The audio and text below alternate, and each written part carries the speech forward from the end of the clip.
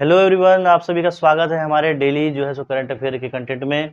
आज जो है 5 सितंबर का हम लोग करंट अफेयर के क्वेश्चन आंसर को क्लियर करेंगे। हमारा जो क्वेश्चन आंसर होगा वो जीके जीएस का होगा। 10 क्वेश्चन आंसर लेके चलेंगे। ये क्वेश्चन आंसर क्वेश्चन आपको ये ज़्यादातर एग्जाम में देखने के लिए मिलेगा, तो करंट अफेयर वाले सेशन में आप लोग पूरे वीडियो को जरूर देखिएगा। तो चलिए शुरू करते हैं आज का वीडियो। शुरू करने से पहले कुछ बातों को चलिए समझ लेते हैं। ये जो आप फोटो देख रहे हैं ये अमिताभ बच्चन जी के एक पिक्चर का फोटो है, एक मूवी का फोटो है।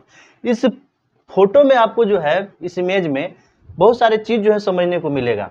देखिए, ध्यान दीजिएगा। आज का जो दौर है वो दौर में आप समय के अनुसार आप नहीं चलते हैं तो किस तरीके से आप पीछे रह जाइएगा, वो इस तस्वीर से आप साफ समझ सकते हैं।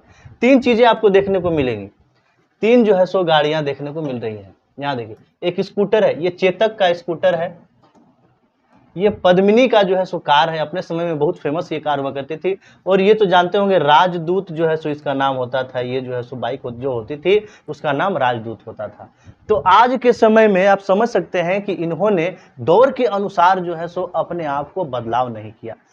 तो इससे क्या हुआ कि समय के अनुसार जब आप अपने आप को नहीं बदलेंगे, समय के अनुसार नहीं चलेंगे, तो आप समय से पीछे रह जाएंगे। दुनिया आपको पीछे कर देगा। आज ये तीनों चीजें आपको देखने को नहीं मिलेंगी। और जिन्होंने समय के अनुसार बदलाव किया वो आगे आज के दौर में पहुंच गए। वो समय के अनुसार जो चले वो आपको देखने को आज के समय में मिलेंगे। वो हमारे थे अमिताभ बच्चन जी, जो आज के समय में भी आपको बहुत सारे फिल्मों में काम करते हुए दिखेंगे।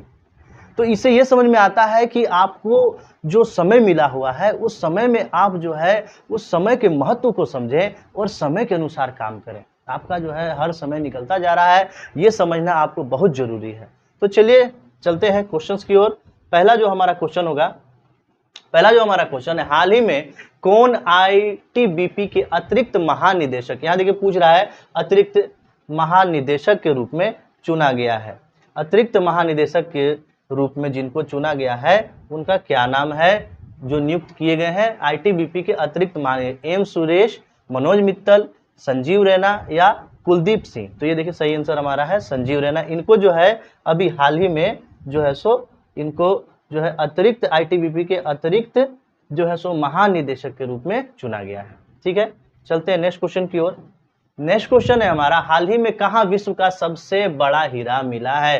पेरू, युगांडा या वियतनाम या आपका वात्सोवाना। तो देखिए, अभी जो हाल ही में वात्सोवाना में विश्व का सबसे बड़ा हीरा हमें मिला है। वो हीरा कितने कैरेट का है? तो वो हीरा आपका 2492 कैरेट का है। कितना कैरेट का है? 2492 कैरेट का ये हीरा है। कितने कैरेट का हीरा है?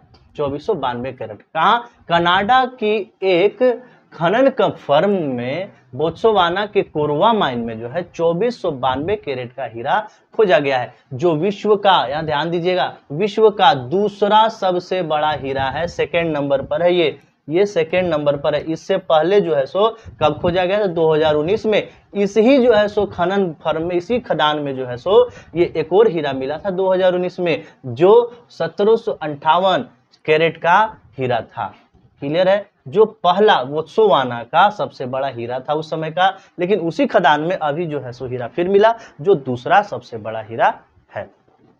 क्लियर है? यहाँ पे चलते हैं नेक्स्ट क्वेश्चन की ओर। नेक्स्ट क्वेश्चन है, हाल ही में राष्ट्रीय नेत्रदान पखवाड़ा, हाल ही में राष्ट्रीय नेत्रदान पखवाड़ा कब से शुरू हुआ था? अभी जो नेत्रदान पखवाड़ा है वो कब से शुरू हुआ था?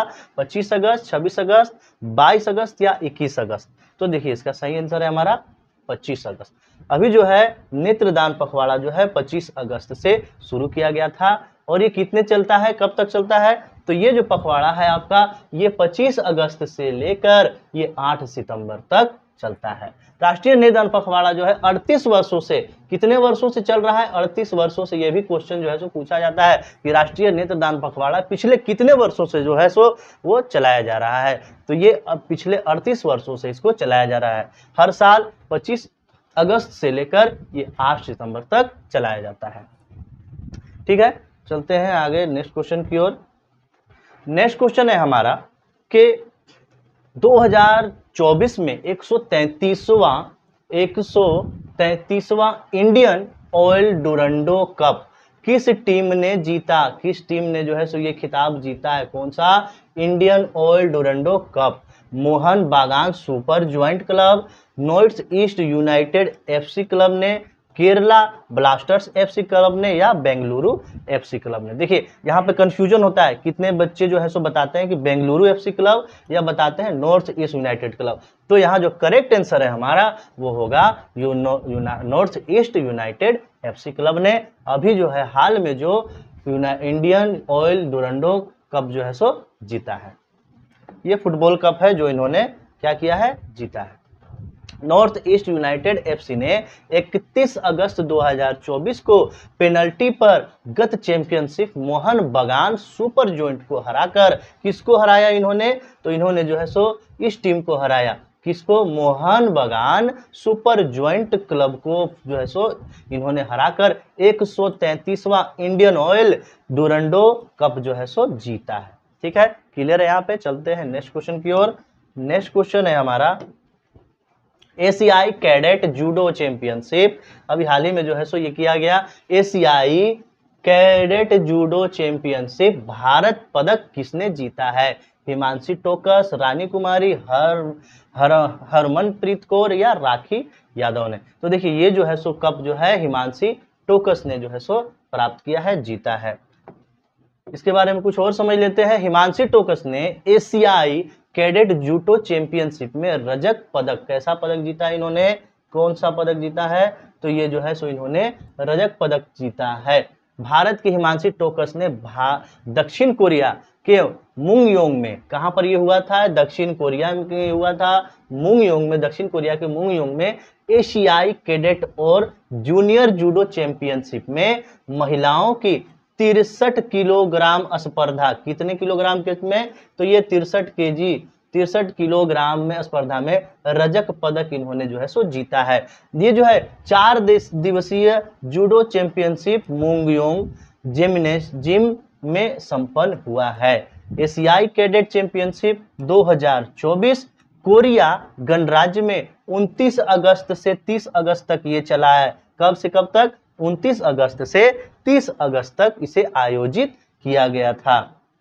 इस प्रतियोगिता में 16 देशों ने भाग लिया। कितने देशों ने? 16 देशों ने भाग लिया और 161 प्रतिभागियों ने जो है सो इसको हिस्सा लिया है इसमें। ठीक है, यहाँ पे ये क्वेश्चन क्लियर हो गया। ये है जो है हिमांशी टोकस। चलते हैं नेक्स्ट क्वेश्चन की ओर। नेक्स्ट क्वेश्चन है हमारा, निम्नलिखित में से कौन सा संगठन हाल ही में भारत का 22वां नवरत्न बना है? अभी देखिए नवरत्न पदक जो है सो किसको मिला है? किस संगठन को, किस कंपनी को? भारतीय electronic limited, Hindustan petroleum corporation limited, RailTel corporation of India या नेशनल एल्यूमिनियम कंपनी लिमिटेड। तो देखिए इसका पदक जो है सो अभी जिनको मिला है 22वां नवरत्न पदक वो है रेलटेल कॉर्पोरेशन ऑफ इंडिया। इनको जो है सो 22वां नवरत्न के रूप में चुना गया है। कुछ बातें समझ लेते हैं। 30 अगस्त को सतलुज जल विद्युत निगम SJVN लिमिटेड और भी जो है सो इसमें जोड़े गए हैं NHPC limited, RailTel corporation of India, RailTel corporation of India limited और solar energy corporation of India limited को, इन कंपनियों को नरेंद्र मोदी सरकार द्वारा नवरत्न का दर्जा मिला है। किन किन कंपनियों को? तो ये सतलुज जल विद्युत निगम NHPC लिमिटेड और रेलटेल ऑफ इंडिया लिमिटेड और solar energy corporation India limited, और ये जो है इन कंपनियों को अभी किनका दर्जा दिया गया है? नवरत्न का दर्जा दिया गया है। रेलटेल कॉर्पोरेशन ऑफ इंडिया 22वां नवरत्न जो है सो बन गया है। इसके बाद सोलर एनर्जी 23वां और NHPC 24वां, सतलुज जल विद्युत निगम 25वां नवरत्न जो है सो इनको बनाया गया है। किनके द्वारा? नरेंद्र मोदी के द्वारा इनको नवरत्न का पदक घोषित किया गया है। ये जो है, ये जो कंपनियां होती है, ये जो है हमारे देश को बढ़ाने में और जो है सो लोगों की, जनता के प्रति काम करने में ये जो है बहुत बड़ा भागीदारी देश के इकोनॉमी को बढ़ाने में ये करती हैं। इसलिए इनको जो है नवरत्न का पदक जो है सो दिया जाता है। इससे जो है सो और आगे की ओर जब ये काम करना शुरू करेंगे तो इन्हें भारत रत्न के रूप में इनको जो है दिया जाएगा। भारत रत्न जो है सो के रूप में इनको सम्मान के रूप में इनको जोड़ा जाएगा, भारत रत्न में जोड़ा जाएगा इनको।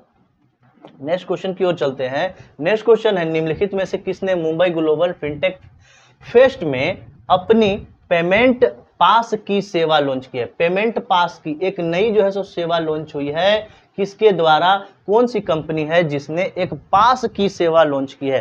पेमेंट करने की एक अलग तरीके से, बड़ा पेमेंट करने की अलग तरीके से जो है सो पास की लॉन्च किया गया है। कहां पर? मुंबई में ग्लोबल फिनटेक फेस्ट में। देखिए क्वेश्चन जब तक बड़े अच्छे से आप नहीं समझिएगा तो उसका आंसर जो है सो देना बड़ा मुश्किल हो जाएगा। तो इस क्वेश्चन को बढ़िया से अच्छा से समझिए कि यहाँ कह रहा है कि मुंबई में ग्लोबल फिनटेक फेस्ट में पेमेंट पास की सेवा लॉन्च की है। किसने? मास्टर की ने, वीजा ने, पेपल ने, अमेरिका एक्सप्रेस ने। ये जो है ये वर्ल्ड लेवल पर काम करने वाली जो है सो ये कंपनियां हैं। तो ये पेमेंट पास की सेवा जो है मास्टर कार्ड के द्वारा लाया गया है। ये सब कंपनियां जो है सो ज्यादातर कहाँ देखने को मिलेंगी? तो ये आपको एटीएम कार्ड पर देखने को मिल जाएगा। किस पर? एटीएम कार्ड पर। एटीएम कार्ड के नीचे में आप जब गौर कीजिएगा तो वहां पर आपको लिखा हुआ मिलेगा इन कंपनियों के नाम। पहले नंबर पर जो कंपनी आती है वो है वीजा, और दूसरे नंबर पर, सेकेंड नंबर पर जो है सो पेमेंट के मामले में जो है वो मास्टर कार्ड आता है। ठीक है, चलते हैं इसके बारे में कुछ और समझ लीजिए। तो इसमें जो है मास्टर कार्ड ने भारत में अपनी पेमेंट पास की सेवा शुरू की है। ये सेवा मुंबई में ग्लोबल फिनटेक फेस्ट में शुरू की गई। मास्टर कार्ड ने खरीदारी को और अधिक सुरक्षित, अच्छा बनाने के लिए, आसान बनाने के लिए अपनी पेमेंट पास की सेवा शुरू की है। ये कैसे होगा? यह सेवा भारत में देश के कुछ सबसे बड़े पेमेंट प्लेयर्स जो बड़े लेवल पर जो काम करते हैं उनके लिए जो है, बड़े पेमेंट प्लेयर्स जैसे जसपे, रजपे, पेयू, ये सब के द्वारा जो है सो ये काम करेगा के साथ पायलट प्रोजेक्ट के तौर पर शुरू की है। और पेमेंट पास की डिवाइस आधिकारिक बायोमेट्रिक के द्वारा ये काम करेगा। किसके द्वारा काम करेगा? ये बायोमेट्रिक के द्वारा आपका काम करेगा। प्रमाणीकरण विधियां जैसे कि फिंगरप्रिंट, ये फिंगरप्रिंट बायोमेट्रिक का मतलब फिंगरप्रिंट हो गया, या facial scan, face scan camera जो है सो लॉक काम करता है जैसे, वैसे ही ये काम करेगा, उपयोग करती है। और उसके बाद जो है क्या होगा, जब ये दोनों चीज हो जाएगा, एक क्या होगा आपका, एक होगा आपका बायोमेट्रिक और दूसरा क्या होगा, फेस लॉक। ये दोनों के साथ में जो है सो आपका पेमेंट होने के बाद ही जो है पेमेंट आपका क्लियर होगा। पास की इसी को जो है सो सेवा बोला गया है। उपयोगकर्ता अपने डिवाइस पर बायोमेट्रिक प्रमाणीकरण तंत्र सुविधाओं का उपयोग कर सकते हैं, चाहे वह फिंगरप्रिंट हो, चाहे वह फेस स्कैन हो, या जो है दोनों जब करेंगे तभी जो है सो भुगतान किया जाएगा, भुगतान की पुष्टि होगी। समझ गए? तो ये जो है सो किसके द्वारा शुरू किया गया है? ये जो है सो आपका मास्टर कार्ड के द्वारा शुरू किया गया है। नेक्स्ट क्वेश्चन पर चलते हैं। नेक्स्ट क्वेश्चन है हमारा, पीएम मोदी ने जिला न्यायालय के राष्ट्रीय सम्मेलन को संबोधित किया। इसका आयोजन सर्वोच्च न्यायालय की स्थापना कितने वर्ष पर किया गया है? कितना वर्ष हो गया हमारे सर्वोच्च न्यायालय की स्थापना हुए? तो उसके स्थापना दिवस पर जो है सो इसको जो है सम्मानित किया गया है। किनको? न्यायपालिका के राष्ट्रीय, ये जो है जिला न्यायपालिकाओं को राष्ट्रीय सम्मेलन को संबोधित किया है हमारे पीएम मोदी ने। 50 साल हो गए, 75 साल हो गए, 65 साल हो गए, या 70 साल हो गए। तो ये देखिए हमारा जब देश आजाद हुआ था उसी समय जो है सो इसकी स्थापना हुई थी सर्वोच्च न्यायालय की। उस समय से लेकर अभी तक जो है सो हमारे सर्वोच्च न्यायालय की स्थापना दिवस 75 साल वर्ष पूरा किया है। प्रधानमंत्री मोदी ने जिला न्यायपालिका के राष्ट्रीय सम्मेलन को संबोधित किया। सर्वोच्च न्यायालय के 75 वर्ष पूरे होने पर, अभी हमने कहा आपसे कितने साल हुए हैं, तो ये आजादी के बाद जो है इसे जो है सो स्थापित किया गया था। 75 साल पूरे होने के अवसर पर जिला न्यायपालिका का राष्ट्रीय सम्मेलन आयोजित किया गया है। सम्मेलन के दौरान न्याय की सुगमता और न्याय की गति, ये दोनों को रखते हुए मानव संसाधन और न्याय प्रणाली से जुड़े मुद्दों और अन्य मुद्दों पर भी क्या हुआ है, चर्चा की गई है। इस सम्मेलन में न्यायिक स्वास्थ्य पर एक सत्र भी आयोजित किया गया है।